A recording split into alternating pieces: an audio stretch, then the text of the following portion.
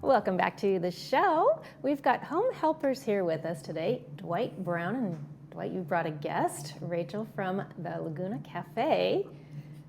What are we going to talk about? You've got monthly meetings over at Laguna Cafe. We do, which is why I brought Rachel. You brought your lovely little guest. Yeah. Welcome to the show, you two. Thank you. Thank you, Bree. Thanks for having us. Well, tell us a little bit about you have a monthly Q&A? That's right, yeah. At Laguna Cafe. Every month, the first Tuesday of the month at 10 a.m. So that's coming up just around the corner. The July 1st, 10 a.m. we'll be having a meeting. And I do it every month, and it's just a Q&A session about caregiving and senior care in general, depending on people's questions.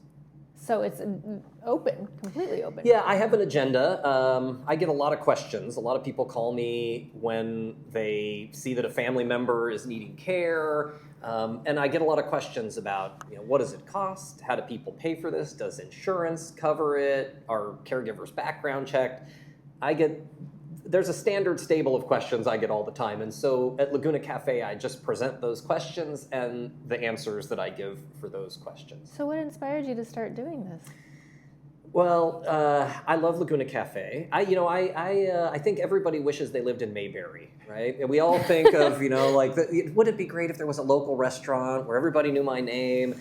I've been going to Laguna Cafe for a long time. And I thought of the idea when I was there. I thought, why don't I just invite people here, have coffee, treat them to breakfast, and I'll answer their questions, and I can help a local restaurant while I'm at it. Sure. I know the owners of Laguna Cafe. They're wonderful and they're fun people, and so yeah, it's a good match to kind of have people be in a casual environment talking about caregiving. Fantastic. Rachel, how long have you worked there? It's been about 1.5 years now. It's awesome. That's great. How are you able to interact with the folks within the community that Dwight brings in? Well, they come and they ask their questions to Dwight. I help them however they need in the cafe. Honestly, Dwight takes the role. Well, we provide free breakfast or pie and coffee. They have wonderful pie, so nobody complains when they're getting great pie with their questions. So, yeah. So do you lead the conversation, or do you just allow the questions to trickle in as the folks arrive? Or what's the infrastructure of your meeting? It's really open. I have an agenda just in case. Usually it's very casual, so after I start answering questions, people usually chime in with either their questions or their experiences about caregiving that they've seen here in Laguna Cafe.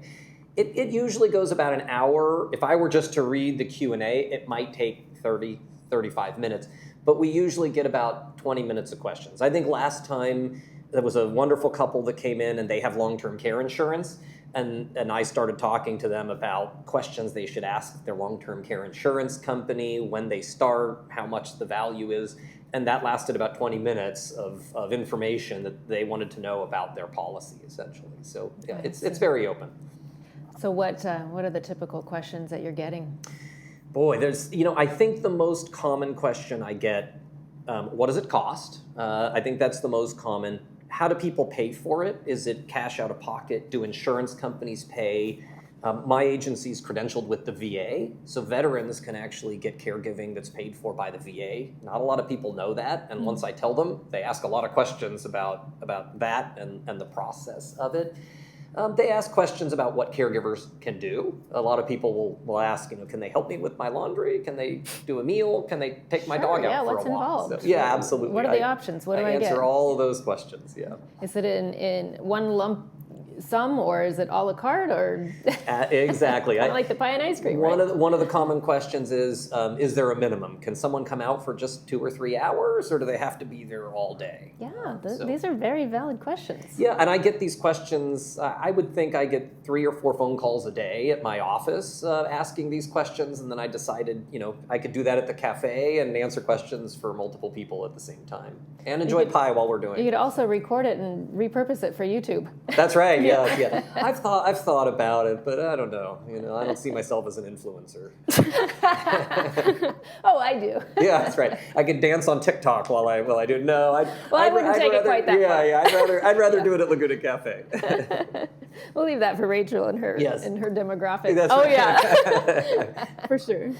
Oh, so do you get folks coming into the cafe when Dwight's not there, and do they ask you do. questions? Because they probably see you interacting with the folks while he's there. We do, and we tell them about the sessions as well.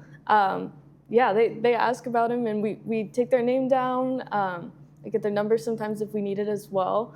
And yeah, so Dwight comes in once a month, right? Yeah, I mean, I'm there pretty often anyway. Yeah, if he's not already there having breakfast. I also supply them with pens and flyers, Yeah, we have just them all in around. case, so people have my number and can call. So back to the whole Mayberry Yeah. comment, because now you've got me intrigued because I've never been. You So, have to come. I do. It's have the best. To come. I do. So why do you think that the cafe works so well for your discussions? It's a casual place. I got a call last month. I think part of why I wanted to talk to you today about this, Bree, I got a call last month from somebody, and the first question is this going to be a high-pressure sales thing if I show up? Like a timeshare. That's exactly what I said. I said, Yeah. I'm not selling timeshares. I think the environment at Laguna Cafe is very, very fun and very casual. The walls are covered with pictures of locals and veterans. It's a very family place. I think if I tried timeshare sales, they'd probably kick me out. So it's just, I like that casual vibe. I like that it's a neighborhood place. Yeah. So I think I chose it for that reason, and I think that that's why people feel comfortable there. But in all seriousness, are you really able to connect and really honor the commitment of helping the community with things that they're not necessarily sure about? There's a lot of new people moving in all the time. Yeah. And it's kind of it's an overwhelming thing to think about. Do I really need somebody to come help me with different things? Yeah, absolutely. Right? I think, and we were having this discussion earlier, that there is there's two things that I commonly see as a resistance to starting with care at home.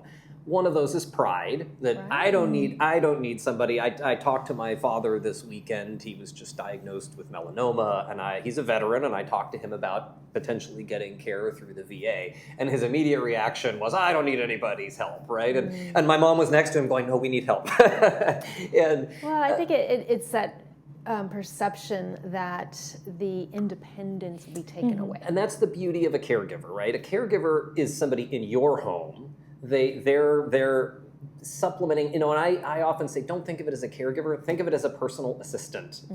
Think of it as, if you want to, it's you have a butler. It's someone that comes into your house and can help with laundry, prepare a meal for you. They can help you with anything that makes you feel comfortable in your home.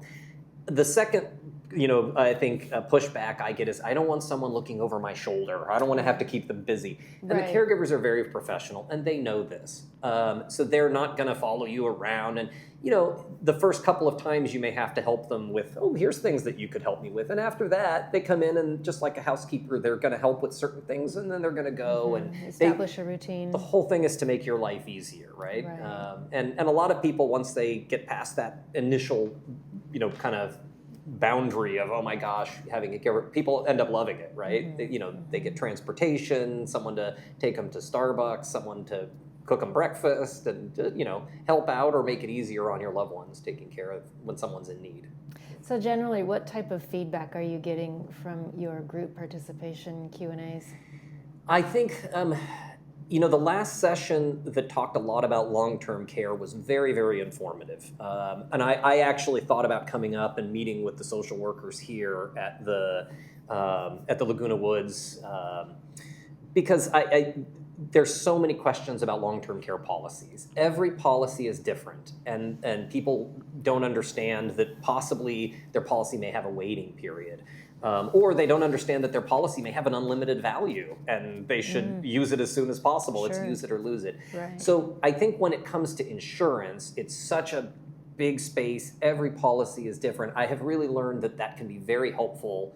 I give people a list of questions to call their insurance company and ask them. When they have that checklist of these are the things I want to ask, it really simplifies a very mysterious thing for them. So that's been eye-opening for me to see how many questions there are about insurance and its involvement in caregiving. Wow. Well, I'm sure the community really appreciates your efforts. So next Tuesday?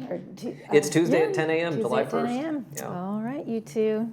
I'm sure folks are going to want over and get some pie and some information. Yeah, I hope I can help them. Thank you so much for being here, Dwight, Rachel. Thank you, Bree. Appreciate Thank you it. so much.